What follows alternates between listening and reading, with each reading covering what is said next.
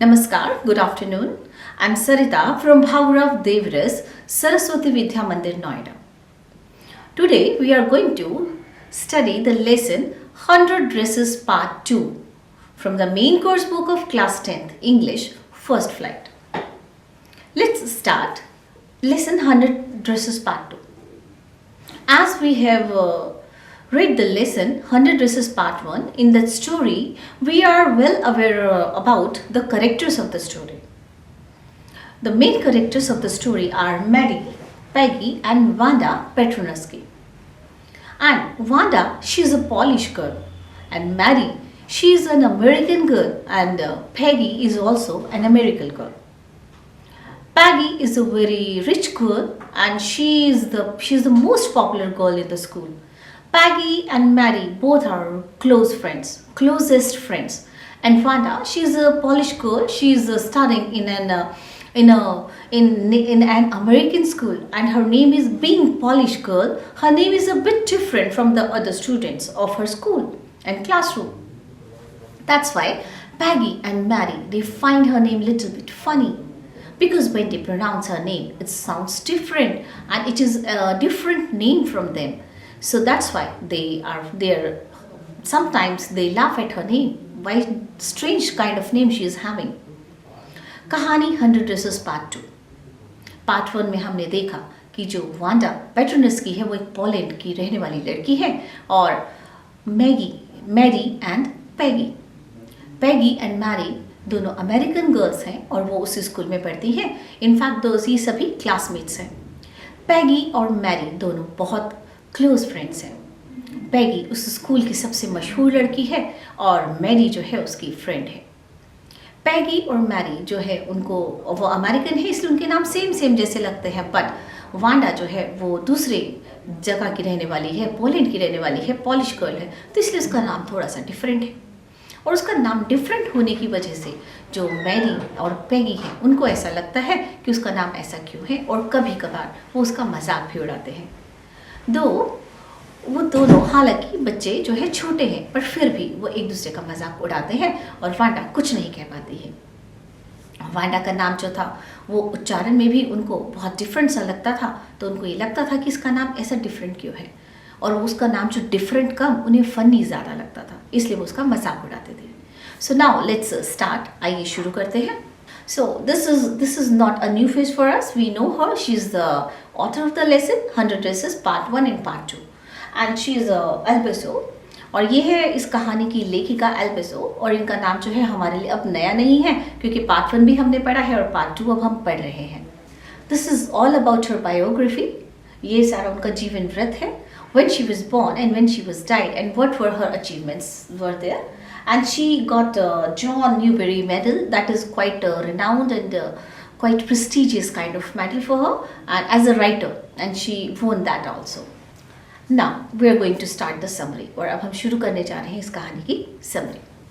100 Dresses Part 2. इसकी कहानी अभी continuation में है. जैसा पार्ट 1 में हमने देखा, Wanda and Mary and Peggy, they are classmates, but Mary and Peggy, they are Americans, so their names are different.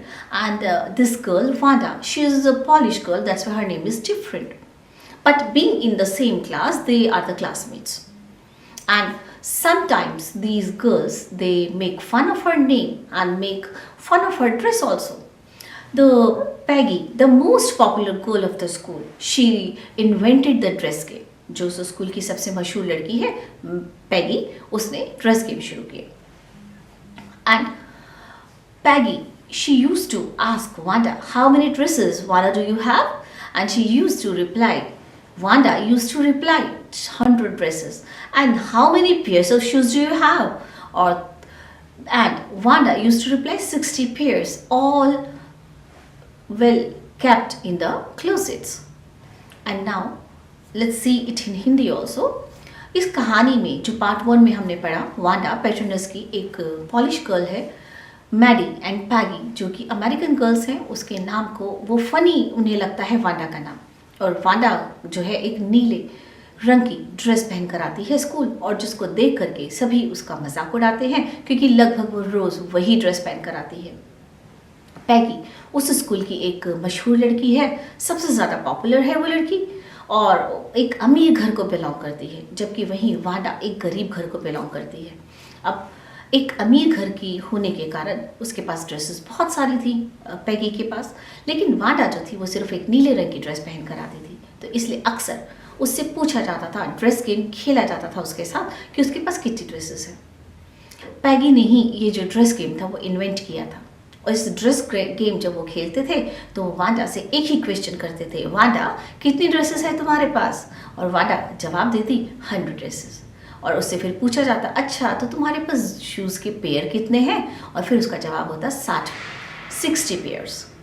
और इस तरीके से वांडा वहाँ से चुपचाप चले जाती और फिर सब उसका मजाक उड़ाते। ऐसा ही लगभग हर दिन होता था, लेकिन पैगी और मैडी को ऐसा कभी नहीं लगा। हालांकि जो मैडी थी वो पैगी की तरह अमीर नहीं थी, लेकिन वो पैगी की बहुत अच्छी दोस्त थी। वो पैगी को एक अच्छे दोस्त के रूप में खोना नहीं चाहती थी, तो इसीलिए अक्सर वो उसकी इस बात को, उसको कई बार बुरा लगता था वांडा के लिए, बट वो कुछ कह नहीं पाती थी क्योंकि वो एक पैगी जैसी दोस्त को खोना नहीं चाहती थी। और फिर एक दिन क्या हुआ, एक दिन बीता, 2 दिन बीते, 3 दिन बीते, वांडा स्कूल नहीं आई। वांडा जब स्कूल नहीं आई तो पैगी और मैडी जो है वो ये सोच रहे थे कि वो क्यों नहीं आए। ऐसा नहीं कि वो उसको मिस कर रहे थे, एक्चुअली उनके स्कूल में एक ड्राइंग कॉन्टेस्ट हुआ था। उस ड्राइंग कॉन्टेस्ट में विनर्स के नाम जो है उनकी टीचर बताने वाली थी, मिस मैसॉन। अच्छा, मिस मैसॉन रिजल्ट अनाउंस करने का दिन था, उस दिन जो है मैडी एंड पैगी दोनों जो है, मैडी एंड पैगी दोनों जो है वो स्कूल के लिए लेट नहीं होना चाहती थी, लेकिन वांडा की ना आने की वजह से वो लेट हो रही थी। और फिर वो भागकर स्कूल जाती हैं। जैसे ही स्कूल पहुंचती हैं तो उनकी जो टीचर है वो रिज़ल्ट अनाउंस करती है। अब जब वो रिज़ल्ट अनाउंस करती है तो बॉयज़ के कंपटीशन में जिस बॉय को प्राइज़ मिलता है उसका नाम आता है, लेकिन जैसे ही गर्ल्स की बात होती है, गर्ल्स का जो ड्राइंग कॉन्टेस्ट है जिसमें लड़कों जो ड्राइंग कॉन्टेस्ट था ना स्कूल में, उसमें बॉयज़ को मोटर बाइक्स बनानी थी, मोटर बोट्स बनानी थी, और जो गर्ल्स थी, गर्ल्स को ड्रेसेस के डिज़ाइन बनाने थे। अब हर किसी को ऐसा लग रहा था कि जो पैगी है वही इस कॉन्टेस्ट को जीतने वाली है, लेकिन जब रिजल्ट आता है तो उसमें जो नाम आता है वो किसी ने सोचा भी नहीं था, और वो नाम था किसका? वांडा का। और वांडा ने एक नहीं पूरे 100 डिज़ाइंस, 100 डिज़ाइंस जो थे वो ड्रॉ किए थे और सबमिट किए थे। अब जब 100 ड्रेसेस के डिज़ाइन से उसके सभी डिज़ाइन बेहतरीन थे, और उसका हर एक डिज़ाइन जो था वो प्राइज़ विनिंग होने के लायक था। टीचर जब ये सबको बताती है और टीचर को ऐसा लगता है कि भाई ऐसा क्या कारण है कि वांडा जो है आ नहीं रही, उनके पास कोई जानकारी ही नहीं थी इस बात की, कोई इन्फॉर्मेशन नहीं थी। अब जो है वांडा पैट्रोनस की का इंतज़ार उसके टीचर भी करते हैं और उसकी क्लासमेट्स भी करते हैं, लेकिन तभी क्या होता है, एक दिन वांडा के पिता का एक पत्र आता है, और एक दिन मिस मैसॉन जो है उन सभी की क्लास में रूम नंबर 13 में जो है उस लेटर को पढ़ती हैं, और उस लेटर में जो लिखा था उसको सुन करके उनकी टीचर को बहुत दुख होता है। उस लेटर में ऐसा लिखा था कि डियर मिस मैसॉन, वांडा और मैं, हम सभी लोग शिफ्ट हो रहे हैं एक दूसरे शहर में नहीं, इनफैक्ट बहुत बड़े शहर में, जहाँ पर कोई भी उसके वांडा के नाम का मजाक नहीं उड़ाएगा, कोई उसके साथ ऐसी बातें नहीं करेगा जो उसको दुख पहुँचाए। जब मिस मैसॉन ये पढ़ती हैं तो उनको बहुत आश्चर्य होता है। वो बच्चों से पूछती हैं तो जब उन्हें पता चलता है कि बच्चों ने शरारत की, लेकिन अनजाने में की। अब जो मैडी है और पैगी दोनों को महसूस होता है, हालांकि मैडी को ज़्यादा महसूस हो रहा होता है क्योंकि वो वांडा का तकलीफ समझ सकती, वांडा के दुख को समझ सकती, उससे सहानुभूति होती है उससे। अब पैगी और मैडी दोनों डिसाइड करते हैं कि वो दोनों वांडा से मिलने उसके घर जाएंगे। शायद वो अभी तक जो है शिफ्ट वहाँ से नहीं की होगी, लेकिन जब वो उसके घर पहुँचते हैं तो वो वहाँ क्या देखते हैं कि वहाँ पर कोई भी नहीं था। उनका घर जो था वो एकदम खाली था, और वहाँ कोई नहीं था तो वो उसका इंतज़ार करते हैं, कोशिश करते हैं कि उस घर से कोई जवाब दे, लेकिन उन्हें कोई जवाब नहीं मिलता। एंड में वो क्या करते हैं, वो एक लेटर लिखते हैं वांडा के लिए, और वांडा के लिए लेटर में वो मेंशन करते हैं कि कैसे उसने ड्राइंग कॉन्टेस्ट को जीता और वो विनर बनी, और वो उससे मिलने गए लेकिन उससे मिल नहीं पाए। और उस लेटर में वो ये भी मेंशन करते हैं कि वो वांडा को बहुत पसंद करते हैं। इस तरीके से दिन बीतते जाते हैं, समय बीतता जाता है और किसी को कोई भी जो है सूचना नहीं मिलती वांडा के बारे में। क्रिसमस आने वाला होता है, तभी एक दिन मिस मासून फिर से आती है और मिस मासून सभी को बताती हैं कि उन्हें वांडा का पत्र मिला है। एंड वांडा ने जो लेटर भेजा है, उस लेटर में वांडा ने ये बताया है कि वो कहाँ है और कैसी है। मिस मासून उस लेटर को पढ़ती हैं और उन्हें सभी को पता चलता है कि जो वांडा है वो एक जिस स्कूल में है वो स्कूल बहुत बड़ा है स्कूल। हालांकि वहाँ के टीचर्स, उसके क्लासमेट सब अच्छे हैं, लेकिन फिर भी वो मिस मासून को और अपने फ्रेंड्स को बहुत मिस करती है और वो हमेशा उनको चाहती है कि वो खुश रहें और वो जब भी उसे मौका मिलेगा उन सभी से आके मिलेगी। उस लेटर में ही जो वांडा है वो ये भी लिखती है कि जो उसने ड्रेसेस के डिज़ाइंस हैं वो सभी लड़कियों को उसकी क्लास की बांट दिए जाएं। और दूसरी बात, उसने जो कुछ दो डिज़ाइंस बनाए थे वो खास तौर पे कुछ 2 लड़कियों के लिए बनाए थे, मैडी और पैगी के लिए। अब वो क्या करती है, वो बताती है कि जो ब्लू ड्रेस है वो पैगी के लिए बनाई है उसने और ग्रीन ड्रेस उसने मैडी को चाहती थी वो देना। और उन ड्रेसेस को लेकर के वो उनको बताती है कि वो ड्रेसेस स्पेसिफिकली उसने उनके लिए बनाए हैं। और जब वो उनके बारे में उसकी टीचर को पता चलता है वो उनको हैंड ओवर कर देती है। पैगी और मैडी वो पेंटिंग्स लेके घर जाते हैं, वो ड्राइंग्स लेके घर जाते हैं, अपने रूम में रख देते हैं। मैडी जब भी उस चित्र को देखती उसको वांडा की याद आती और ऐसे ही वो रो रही थी। रोते रोते अचानक से उसने इस पेंटिंग को देखा, उस ड्राइंग को देखा और वो उसने रोना बंद कर दिया। उसने क्या देखा, उस जो ड्राइंग में लड़की का चेहरा था वो बिल्कुल मैडी से मिलता था। अब मैडी जो है दौड़ करके पैगी के पास जाती है और उसको बताती है कि देखो तुम उस ड्राइंग को अच्छे से देखो, ध्यान से देखो, उसमें तुम्हें कुछ खास बात दिखाई देगी। और जब पैगी उसको देखती है तो वो भी यही देखती कि जो उसकी ड्राइंग थी उसमें पैगी का चेहरा था।